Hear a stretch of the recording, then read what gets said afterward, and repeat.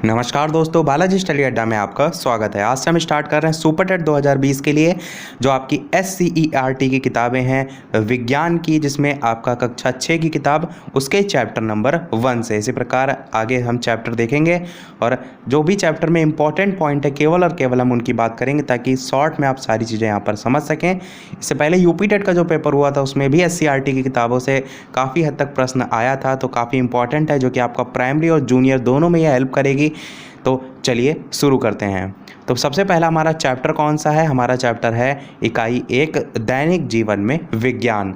दैनिक जीवन में विज्ञान पर आधारित प्रश्न भी हम आपको करा चुके हैं। यदि आपने नहीं देखे हैं तो सुपर टेट की साइंस नाम से अलग से एक प्लेलिस्ट मिल जाएगी जहां पर सभी चैप्टर वाइज आपको प्रश्न केवल मिल जाएंगे, उनमें आप जाकर प्रैक्टिस कर सकते हैं।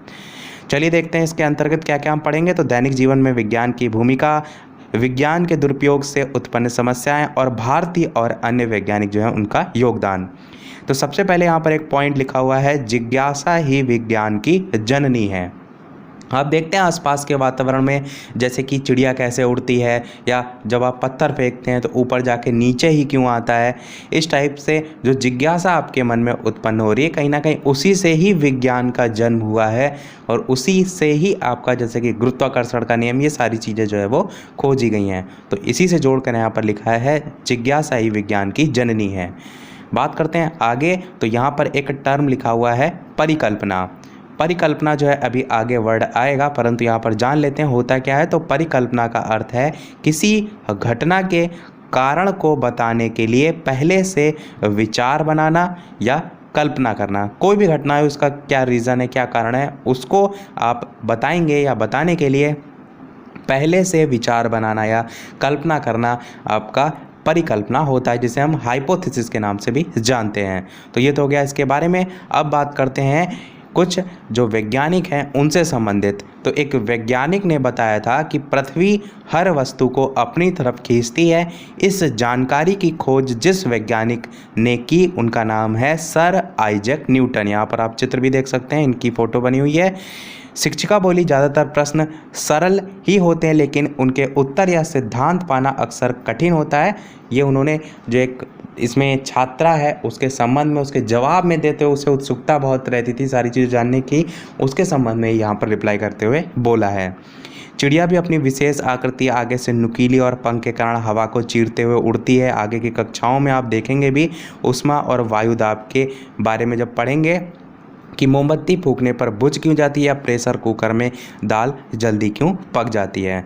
मेन आपको क्या ध्यान रखना है, सर आइजैक न्यूटन जिन्होंने बताया था कि पृथ्वी हर वस्तु को अपनी तरफ जो है वो खींचती है और इस जानकारी की खोज सर आइजैक न्यूटन ने जो है वो की थी। इसी को हम ये भी कह सकते हैं कि न्यूटन जो हैं इन्होंने ही गुरुत्वाकर्षण का नियम दिया था, जो कि मैंने अभी आपको बताया कोई चीज़ हम ऊपर फेंकते हैं नीचे क्यों आती है, तो गुरुत्वाकर्षण के कारण ये आती है। और यही इन्होंने अपनी लाइन में लिखा है कि पृथ्वी हर वस्तु को अपनी तरफ खींचती है। यही आपका रीज़न हो जाएगा। बात करते हैं अब वैज्ञानिक विधि के विभिन्न चरण की। सबसे पहले केवल और केवल चरण के नाम देखते हैं, फिर इसमें हम एग्जाम्पल देखेंगे कि कैसे ये सीरियल काम करता है। तो सबसे पहले जिज्ञासा आती है, फिर उसके बाद प्रश्न करना, फिर उसके बाद परिकल्पना, फिर परीक्षण, निरीक्षण। अच्छा, यहाँ से प्रश्न कैसे पूछा जा सकता है कि इनमें से कौन सा वैज्ञानिक विधि के जो चरण है इनमें से नहीं है, और 4 ऑप्शन यहाँ पर दे रखे होंगे, आपको छांटना होगा इनमें से कौन सा नहीं है। तो 5 ये हो गए निरीक्षण तक। आगे देखें, छठा हो जाएगा आपका अभिलेखन, 7वां हो जाएगा विश्लेषण, 8वां हो जाएगा वर्गीकरण करना, 9वां हो जाएगा पुनर्विचार, 10वां हो जाएगा निष्कर्ष निकालना और 11वां हो जाएगा नए प्रयोग। तो ये कुल 11 आपके होते हैं वैज्ञानिक विधि के चरण। ये तो नाम देख लिया हमने। अब देखते हैं इन पर आधारित किस प्रकार से आप प्रैक्टिकल देखेंगे। तो सबसे पहले यहाँ पर देखिए क्या है आपका जिज्ञासा। अब जैसे कि यहाँ पर आप देख रहे हैं कि लड़की जो है इस प्रकार से तालाब में एक पत्थर या लकड़ी का टुकड़ा आप कह सकते हैं फेंक रही है। तो इसके मन में जिज्ञासा उत्पन्न हो रही है कि क्या होगा किसके प्रति, इस टुकड़े के प्रति। जैसे कि ये लकड़ी का टुकड़ा है तो जब आप इसे फेंकेंगे तो ये तैरेगा, डूब जाएगा, तो ये एक जिज्ञासा उत्पन्न होती है। तो उस जिज्ञासा सबसे पहला आपका जो है वहाँ पर पॉइंट लिखा था ऊपर जो मैंने अभी बताया, तो वहाँ पर आपका जिज्ञासा हो जाएगा। दूसरे की बात करते हैं तो दूसरा मैंने क्या बताया, प्रश्न करना। तो प्रश्न करना जो लिखा हुआ है इसमें आप प्रश्न क्या करेंगे कि क्या जो लकड़ी का टुकड़ा है वो तैरेगा या डूब जाएगा। तो आप कह सकते हैं कि जिज्ञासा के बाद आपका जो है वो प्रश्न करना आता है। तो ये सभी वैज्ञानिक विधि के अलग अलग चरण हैं। तीसरे पॉइंट की बात करते हैं, इसको समझते चलेंगे तो आपको रटना नहीं पड़ेगा। तीसरा पॉइंट आपका क्या है, यहाँ पर ऊपर लिखा हुआ है परिकल्पना।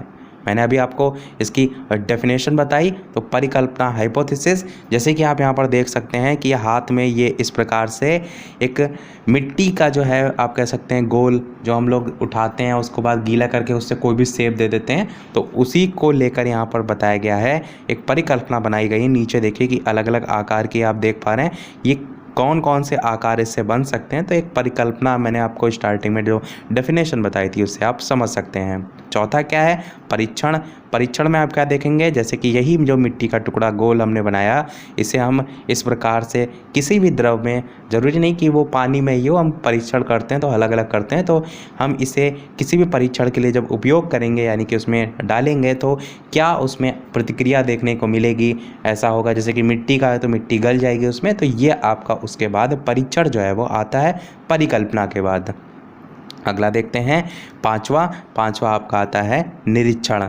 अब परीक्षण और निरीक्षण में अंतर समझिए। परीक्षण स्टार्टिंग का एक प्रोसेस है और निरीक्षण जो है उसके बाद का है कि मिट्टी की जो गोली है वो नहीं तैरती है, मतलब जो परीक्षण आपने किया उससे निरीक्षण निकाला, यही दोनों में आपका अंतर हो जाएगा। यानी कि जो मिट्टी की गोली है जब इसमें डाली गई तो आपने परीक्षण के बाद ये निष्कर्ष नहीं या निरीक्षण देखा कि जो मिट्टी की गोली है वो नहीं तैरती है, तो ये आपका निरीक्षण हो जाएगा। फिर आगे देखते हैं अभिलेखन, यानी कि जो भी आपने प्रैक्टिकल किया उसको आप इस प्रकार से लिख रहे हैं, तो अभिलेखीकरण कर रहे हैं, यानी कि अभिलेखन इसके बाद आ जाएगा। अगला देखते हैं सातवां विश्लेषण। तो विश्लेषण में क्या, जैसे कि यहाँ पर लिखा हुआ है वस्तुएं या तैरती हुई वस्तुएं या नहीं तैरती हुई वस्तुएं, इस प्रकार से अलग अलग आप चार्ट बना सकते हैं, विश्लेषण कर सकते हैं। क्या आपने उस सारी जो चीज़ें परीक्षण की उससे क्या क्या देखा, तो उसके आधार पर यहाँ पर लिख सकते हैं। जैसे कि पत्थर का टुकड़ा हो गया तो ये तैरता है कि नहीं तैरता है, इस प्रकार लकड़ी का टुकड़ा, मिट्टी का टुकड़ा, अलग अलग आपने विश्लेषण कर लिए हैं। अगला देखते हैं आठवां आपका पॉइंट हो जाएगा वर्गीकरण करना। नीचे क्या लिखा हुआ है, वर्गीकरण करना। वर्गीकरण करने में क्या, वस्तुएं जो तैरती हैं, वस्तुएं जो डूबती हैं, इस प्रकार से आपने डिवाइड करा। विश्लेषण में क्या था, विश्लेषण में आपने कैटेगराइज किया था कि जो पत्थर का टुकड़ा है वो डूबेगा या मिट्टी का टुकड़ा है वो नहीं डूबेगा, इस टाइप से वो अलग था। यहाँ पर क्या है, वस्तुएं जो तैरती हैं उनको आपने अलग कर दिया है और वस्तुएं जो नहीं या डूबती हैं उनको आपने इस प्रकार से अलग कर लिया है। तो ये आपकी किस में आ जाएंगी, ये आपके वर्गीकरण यानी कि कैटेगराइज करने में जो है वो आ जाएगा। अगला देखते हैं आपका नवा पॉइंट क्या है, नवा पॉइंट है यहाँ पर नीचे पुनर्विचार। यानी कि यहाँ पर देखिए लिखा है कि मैंने सोचा मिट्टी की बनी हुई वस्तुएं हमेशा डूब जाती होंगी तो क्या होगा। ये आपने फिर से पुनर्विचार किया। और लास्ट में यहाँ पर 10वें नंबर पर, 10 के बाद अभी 11 भी है, पर 10वें नंबर पर क्या है, आपने एक निष्कर्ष निकाला कि जो मिट्टी की वस्तुएं हैं वो भी तैर सकती हैं जब उनका आकार जो है वो नाव के आकार का हो। तो ये आपने निष्कर्ष निकाला। जब आपने निष्कर्ष निकाल लिया उसके बाद आप क्या करेंगे, फिर से प्रयोग करेंगे। कैसे, इसी मिट्टी जो गोल गोल टुकड़ा था उसको आप नाव का शेप देके फिर से आप प्रयोग करेंगे। और लास्ट में देखिए नए प्रयोग लिखा हुआ है, यानी कि आपने उसे नाव का शेप देके फिर से जो है वो डुबोया, फिर वो तैरने लगेगा, तो ये आपका नया प्रयोग हो जाएगा। यानी कि इस तरीके से आप कह सकते हैं, सबसे पहले जिज्ञासा, फिर प्रश्न करना, परिकल्पना, परीक्षण, निरीक्षण, अभिलेखन, विश्लेषण, वर्गीकरण करना, पुनर्विचार, निष्कर्ष निकालना, नए प्रयोग, ये सभी आपके वैज्ञानिक विधि के चरण जो है वो हो जाएंगे। चलिए देखते हैं अब आगे यहाँ पर एक चार्ट बना हुआ है, एक तरफ क्रमांक लिखा है, फिर क्षेत्र लिखा है, फिर पहले से प्रयोग में आने वाले साधन, फिर विज्ञान की देन, इस प्रकार से चार्ट है। और इसके अलावा वीडियो पसंद आ रहा हो तो वीडियो को लाइक भी अवश्य कर दीजिएगा, ताकि इसी प्रकार हम आगे भी आपको चैप्टर वाइज सारा जो कोर्स है वो प्रोवाइड कराते रहें। ये मान के चलिए इनको यदि आपने अच्छे से पढ़ लिया तो आपको आधे से ज़्यादा पूरा कोर्स कवर हो जाएगा, क्योंकि पेपर कहीं ना कहीं आपका इसी से बनता है। आपने यूपी टेट में साथ देखा भी था, वही सारी चीज़ें रैंडियर वगैरह जो है सब यहीं से जो है वो आया था। तो चलिए देखते हैं भोजन के लिए क्षेत्र में। तो पहले से प्रयोग में आने वाले जो साधन है उसमें मिट्टी का चूल्हा है, मिट्टी का पारंपरिक बर्तन है, धातुओं से निर्मित जो कढ़ाई है, ये सारी चीज़ें, बटलोई कढ़ाई। और विज्ञान की देन क्या है, यानी कि इसका पहले उपयोग हुआ था पर अब वर्तमान में देखें तो धुआं रहित चूल्हा है, गैस चूल्हा है, विद्युत ओवन है, सोलर कुकर है, प्रेशर कुकर है, स्टेनलेस स्टील के बर्तन है। यानी कि ये दर्शा रहा है कि पहले से अब में क्या वैज्ञानिक प्रगति हुई है। इसी प्रकार कृषि में देखेंगे तो पहले हल, बैल, कुआं, ढेकुली, गोबर की खाद, ये सभी चलता था, परंतु वर्तमान में आपका ट्रैक्टर, नहरें, ट्यूबवेल, रासायनिक उर्वरक में आपके जैसे कि यूरिया, फास्फेट, पोटास, यहाँ पर जैसे कि आप देख रहे हैं रासायनिक जो उर्वरक लिखे हुए हैं, यहाँ से भी आपका प्रश्न पूछा जा सकता है कि इनमें से कौन सा रासायनिक उर्वरक है या कौन सा नहीं है, या रासायनिक उर्वरक में आपसे बहुविकल्पी में तो इसी प्रकार का प्रश्न आएगा। यानी कि बीटीसी डीएलएड पे यदि आप ये प्रश्न देखें तो वहाँ पर नाम लिखने को डायरेक्ट जो है वो पूछे जा सकते हैं। तो ध्यान रखिए, यूरिया, फास्फेट, पोटास, उन्नत बीज, कीटनाशक दवाएं, ये सभी आपका हो जाएगा। यातायात के क्षेत्र में बात करें तो पहले जैसे कि बैलगाड़ी, तांगा, ऊँट, घोड़ा गाड़ी, खच्चर, ये सभी चलते थे। वर्तमान में देखें तो आप साइकिल, कार, बस, स्कूटर, रेलगाड़ी, ये सभी आपको देखने को मिलते हैं। मनोरंजन के क्षेत्र में तो नाटक, नौटंकी, कठपुतली, नृत्य, ये सभी था, परंतु अब cinema, CD, video game, TV, ये सारी चीज़ें देखने को मिलती हैं। संदेश के क्षेत्र में तो पहले संदेश वाहक है, डाक है, या देखिए आप कबूतर लेके जाता था, तो वो सारी चीज़ें थी। पर अब वर्तमान में telephone, mobile, fax, email, computer, Telegram, internet, ये सारी चीज़ें हैं। चिकित्सा के क्षेत्र में रोगों की जांच के लिए पहले देखिए नाड़ी देखकर अनुमान लगा जाता था, या अनुमान देख बहुत सी चीज़ जो बीमारियां होती थी उनका अनुमान देखकर ही कहीं ना कहीं दवाएं दी जाती थी। पर वर्तमान में मलमूत्र है, खून का परीक्षण है, एक्सरे, अल्ट्रासाउंड, सीटी स्कैन, सारी चीज़ें होती हैं। उपचार के लिए दवाएं पहले जड़ी बूटी, झाड़ फूँक, ये सारी चीज़ें चलती थी, घरेलू उपचार भी, परंतु वर्तमान में देखिए तो एंटीबायोटिक है, एंटीसेप्टिक दवाएँ हैं, ये सारी चीज़ें हैं। शिक्षा के क्षेत्र में देखिए तो विद्यालय या कॉलेज में शिक्षक द्वारा पहले पारंपरिक ढंग से अध्यापन होता था। वर्तमान में देखिए प्रोजेक्टर है, इंटरनेट है, अंतर्राष्ट्रीय स्तर पर एजुसेट नामक शैक्षणिक उपग्रह है, सारी चीज़ें हैं।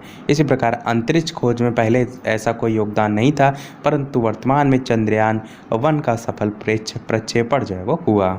चलिए देखते हैं आगे। अब विज्ञान के दुरुपयोग से उत्पन्न समस्याएं, तो इस टाइप से प्रश्न आपका बहुविकल्पी में तो नहीं पूछा जाएगा, परंतु एक नॉर्मल सा आपको पता होना चाहिए कि कोई भी जो आपकी प्राकृतिक संसाधन है उसका एक लिमिट में आप यूज़ करेंगे तभी अच्छा है, क्योंकि धीरे धीरे वो चीज़ें समाप्त हो जाएंगी तो आगे चल के आपको भविष्य के लिए कहीं ना कहीं वो एक संकट पैदा करेंगे। तो वही सारी चीज़ें हैं। और अलग अलग देखिए तो जैसे कि लाउड स्पीकर है, संगीत, ये सभी कानों को जो है वो कहीं ना कहीं नुकसान करता है। कूड़ा कचरा, अपशिष्ट पदार्थ हैं, ये भी कहीं ना कहीं मानव जाति के लिए संकटग्रस्त है। तो ये सारी चीज़ें आप अपने आप से समझ सकते हैं, विज्ञान के दुरुपयोग से उत्पन्न समस्याएं। बात करते हैं अब अगले पॉइंट की, वैज्ञानिक खोजों में भारतीयों का योगदान, जहां से आपका प्रश्न पूछने की सबसे ज़्यादा संभावना बन सकती है। प्राचीन काल से ही जो भारतीय उन्होंने वैज्ञानिक खोजों के क्षेत्र में नेतृत्व जो है वो किया है। चरक जो हैं ये जड़ी बूटियों को दवा के रूप में जो है वो प्रयोग करने वाले महान चिकित्सक थे, नाम ध्यान रखिएगा। दूसरा, सुश्रुत जो है वो प्राचीन काल के महान शल्य चिकित्सक थे। चरक जो है वो जड़ी बूटियों की दवा के रूप में प्रयोग करने वाले महान चिकित्सक थे, और जो सुश्रुत हैं वो प्राचीन काल के महान शल्य चिकित्सक थे। आर्यभट्ट की बात करें तो इन्होंने पाई जो है उसका मान लगभग 3.14, और श्रीधराचार्य जो हैं उन्होंने वर्ग समीकरण का हल देने वाले पहले गणितज्ञ थे। तो आपसे डायरेक्ट पूछा जा सकता है कि पाई का मान 3.14 लगभग किसने बताया था, तो आर्यभट्ट ने बताया था। इसके अलावा श्रीधराचार्य जो हैं इनके संबंध में पूछा जा सकता है कि वर्ग समीकरण का हल किस गणितज्ञ ने जो है वो दिया था, तो श्रीधराचार्य ने दिया था।